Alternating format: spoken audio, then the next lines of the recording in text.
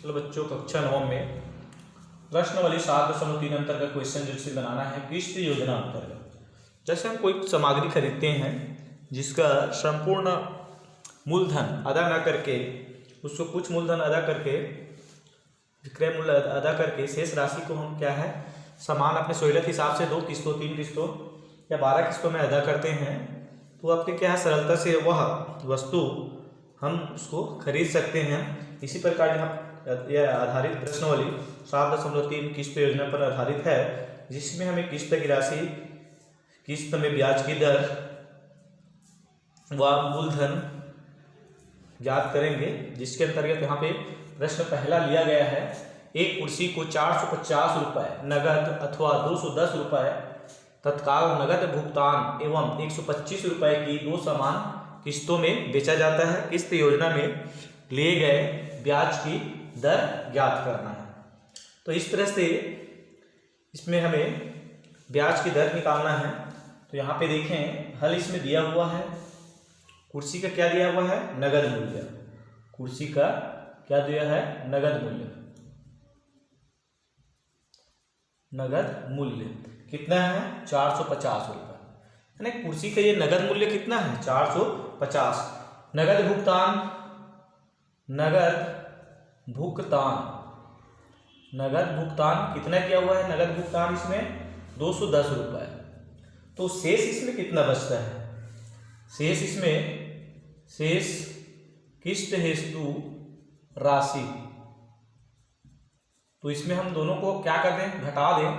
तो इसमें 450 में 210 घटाएंगे तो कितना बच जाएगा, ये 240 रुपये बचता है। कितना बचता है, 240 रुपये। ये तो किस्त की हेतु राशि है। अब इसमें किस्त योजना में कितना किस्त में अदा करता है, ये 125 की 2 समान किस्त, 125 की 2 समान किस्त। तब किस्त योजना द्वारा लिया गया कुल भुगतान में कितना भुगतान, उसमें 2 किस्त में लिया गया, 2 गुणित कितना है 125, जो किस्त की राशि कितना है 125 है, तो कितना हो जाता है, ये 250 रुपये होता है। यानी 250 रुपये किस्त द्वारा ये भुगतान हो रहा है। इस किस्त की राशि मूलधन क्या होता है 240 और ये भुगतान कितना हो रहा है 250। तो अंतर कितना है इसमें, किस्त पर देय ब्याज। तो यहाँ पे 250 में हम क्या घटाते हैं 240, तो कितना रुपए ब्याज होता है, 10 रुपये ब्याज हो रहा है। कितना हो रहा है, 10 रुपये ब्याज हो रहा है। अब इसके अनुसार हम क्या है, 2 समान किस्तों में है 2 माह में। तो इसमें हम देखते हैं पहले माह का, पहले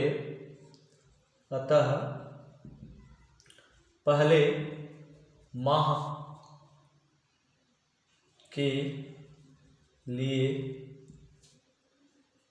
मूलधन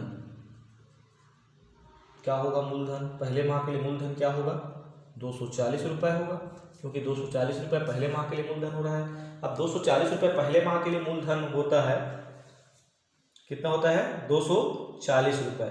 अब दूसरे माह के लिए मूलधन देखते हैं, दूसरे माह के लिए मूलधन। अब 240 पहले माह का होता है, इसके बाद हम इसमें का क्या कटाते हैं 125 रुपये अदा करते हैं, है नहीं 125 रुपये करते हैं। तो दूसरे माह के लिए कितना हो जाएगा 240 ऋण 125, तो कितना बच जाता है इसमें 115 रुपये। कितना बचता है 115 रुपया बचता है नहीं। अतः कुल मूलधन 240 धन 115। तो ये 240 में 115 जोड़ते हैं तो कितना हो जाएगा, ये 355 रुपये होता है। कितना होता है 355 रुपये होता है। ने कुल मूलधन इसमें कितना होता है 355 रुपये होता है। अब इस कुल मूलधन में हम ब्याज की गणना करेंगे। ब्याज की गणना अनुसार इसमें ब्याज कुल कितना है 10 रुपये है।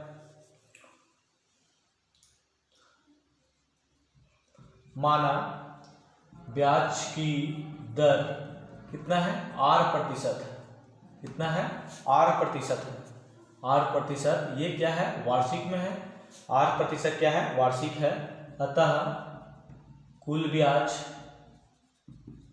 बराबर पी आर टी बटे 100। तो यहाँ पे देखें पी का मान कितना है, यानी पी का मान कितना है 355। आर का मान कितना है ज्ञात है क्या, नहीं। टी यानी स्पष्ट है, माह कितना है महानुसार ही देख रहे हैं, तो इसके स्थान में हम क्या करेंगे 1/12 लिखा जाएगा। क्या होगा 1/12/100। यहाँ पे कुल ब्याज, ब्याज की जैसे गणना करते हैं, कुल ब्याज कितना है 10 रुपये है, कितना है 10 रुपये। हल करते हैं, सब पक्षांतर करते हैं, तो आर बराबर ये इधर आ जाएगा 10 गुणित 100 गुणित 12 बटे कितना हो जाएगा 355। तो कितना हो जाएगा ये 100 दाम 1000 और 12 से गुणा करेंगे कितना हो जाएगा ये 12,000 भागित 355, यानी इसको भाग देंगे, वो दर होगा, देखें भाग देते हैं कितने का 355, किससे दहाई दे रहे हैं 12,000, कितने बार में जाएगा ये 3 बार में, देखते हैं 3 बार में कितना हो जाएगा 300, 3 बार 3 पंचे 15, हासिल 1 3 पंचे 15 1 16, हासिल 1 3 9 1 10, कितना हो जाएगा 1065। घटाते हैं कितना बच जाएगा इसमें 135, फिर 1 शून्य उतारेंगे तो कितना हो जाएगा 1350। फिर 3 बार में देते हैं कितना होगा 1065, फिर घटाते हैं तो कितना बच जाएगा इसमें 285, 5 और 14 6 8 285, फिर दशमलव लगाते हैं, फिर शून्य, तो ये कितने बार में जाएगा 8 बार में, कितना हो जाता है 2840, घटाते हैं कितना 10। तो इस तरह से कितना आ जाएगा, इसका आंसर कितना आ जाएगा, यहाँ पे ब्याज जो आर का मान कितना हो जाएगा 33.8%। तो ये इसका आंसर होता है किस्त योजना अंतर्गत। यहाँ पे दर की गणना होती है 33.8%। तो इस तरह से प्रश्न नंबर 7.3 का ये पहला क्वेश्चन यहाँ पे बताया गया है। फिर पुनः आगे और देखें, इसी प्रकार से दूसरा क्वेश्चन भी बनेगा, तीसरा इसी प्रकार से ही बनना है। और इसमें किस्त की राशि का क्वेश्चन देखते हैं, चक्रवृद्धि ब्याज की दर से किस्त की राशि क्या होगा उसमें हम देखते हैं। यहाँ पे है प्रश्न 8वां को लेते हैं। एक सिलाई मशीन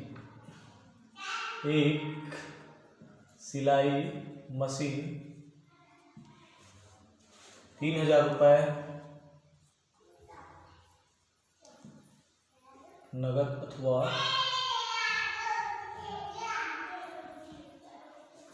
450 रुपये तत्काल भुगतान तथा 2 समान अर्धवार्षिक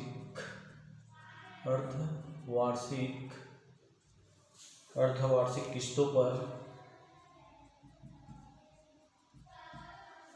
उपलब्ध है।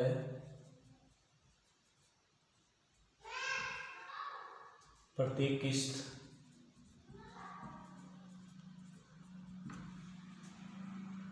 का मान क्या होगा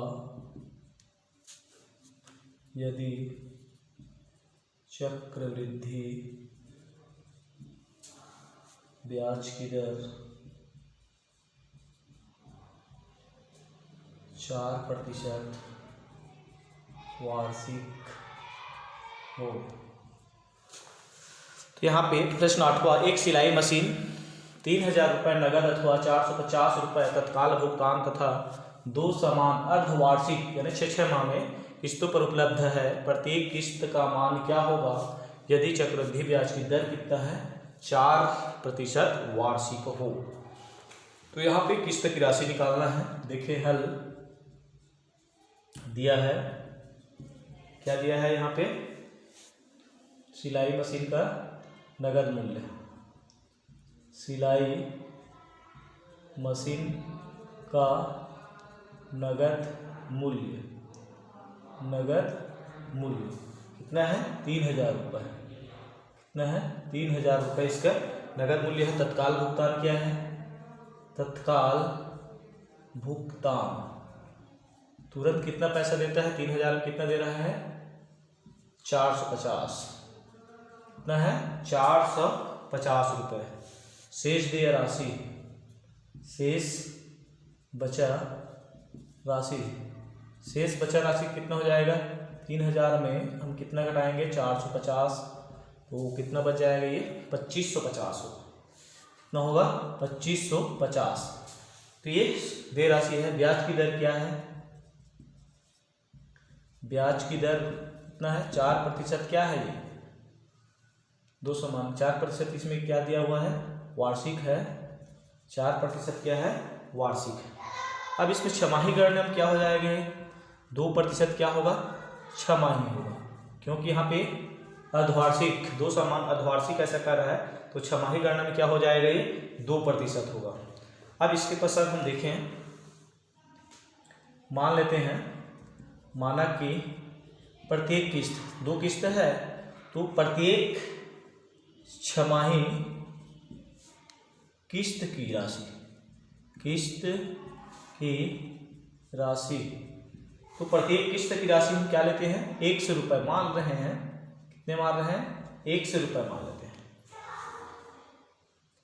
अब इसमें 100 रुपये इसमें किस्त की राशि है, यानी दो समान जो किस्त है उसकी राशि क्या है 100 रुपये है, क्योंकि किस्त क्या है समान होता है। अब इसके पश्चात हम देखें तथा इसमें P1 व P2 क्रमशः पहली व दूसरी, पहली व दूसरी राशि के मूलधन है। यहाँ पे जो P1 P2 है पहली व दूसरी राशि के क्या है मूलधन। और इसमें किस्त की राशि क्या है, इसमें हम जो माने हैं वो क्या है 100 है।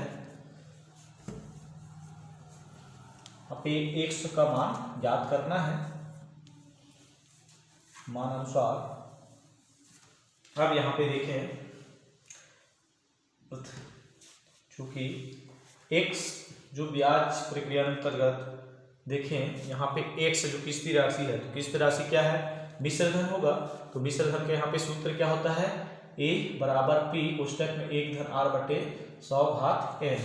तो इस सूत्र के प्रयोग से हम देखते हैं x पहला मूलधन क्या है P1 1 धन r क्या होगा 2 छमाही 2/100 समय क्या होगा 1। फिर दूसरे के आधार पे हम देखेंगे पुनः P2 1 धन 2/100, ये क्या हो जाएगा ये दूसरी किस्त है, क्या है दूसरी किस्त, पहली किस्त और ये क्या है दूसरी किस्त है। अब इस दोनों किस्त अनुसार से हम देखें पक्षांतर प्रक्रिया अनुसार यहाँ पे देखें, इसको हम देख लेते हैं हल करते हैं 2 और 2 1 कम 2 और ये क्या हो जाएगा 2 5 6 10 यानी 51/20 है, 51/50, ये भी क्या होगा 2 1 कम 2 और 2 50, ये भी क्या होगा 51/50। तो इसमें हम देखें x P1 ये क्या होगा 51/50 एक व फिर दूसरा भी क्या होगा x बराबर P2, ये P2 ये भी क्या होगा 51/50, इसमें घात क्या है 2 है। अब इसमें हम देखें फिर पुनः P1 बराबर पक्षांतर करते हैं तो ऊपर चला जाएगा 50 बटे क्या होगा 51 1 होगा x व यहाँ पर भी देखें P2 ये भी पक्षांतर प्रक्रिया अनुसार क्या हो जाएगा 50/51 2x। अब इसके पश्चात फिर देखें